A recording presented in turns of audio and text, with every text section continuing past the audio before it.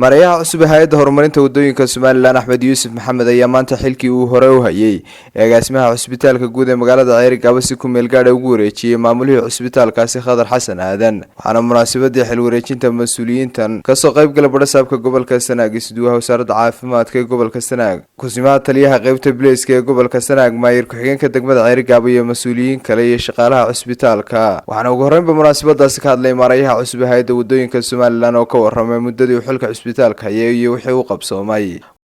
kaleeto waxaanu ku soo wareejinay badhasaabka oo soo arkay dhammaan dawooyinka iyo agabada inoo yaala cusbitaalka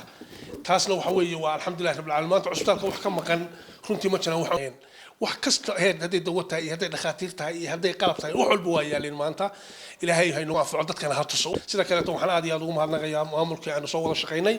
maamulaha cusbitaalka Ceyrigaba madaxa shaqaalaha iyo dhammaan shaqaale weynahaba wixii intaynu soo wada shaqaynay waxaan aad iyo aad baan u mahadsantihiin waxa isaguna halkaasi ka hadlay agaasimaha cusub ee lagu wareejiyay xilka cusbitaalka magaalada Ceyrigaba Khadar Xasan Aadan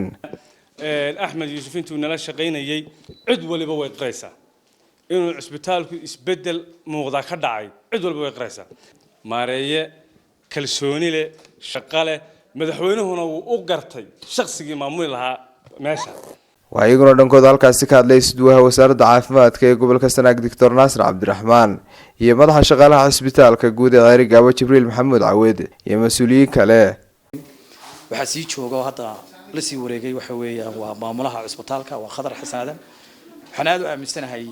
isaga hadda ugu waayaragsan inta cusbitaalka ka jooga insha Allah bidmilaahi kariim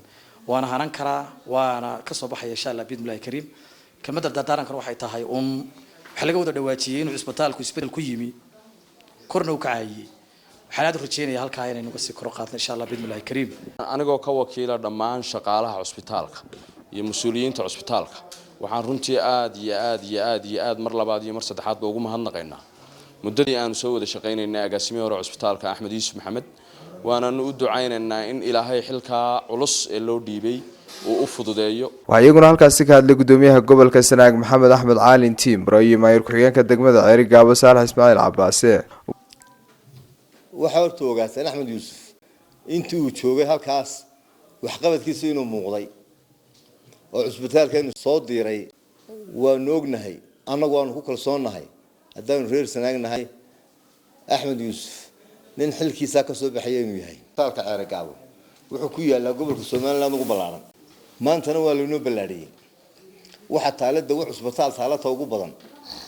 waxaan yaala qalab cusbitaal yaala ka ugu badan bulshada reer Sanaag waxaan leenahay waa horto dhakhtarkiina iimaansada qalabkan qiimaha badan ee aynu soo aragnay ee cusbitaalka yaala ee ay soo direen qurba joogta reer Somaliland oo maanta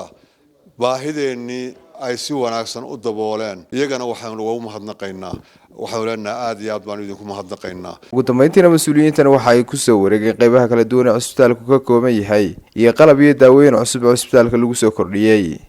Yuunus Sheekh Axmed Universal TV Ceyrigaba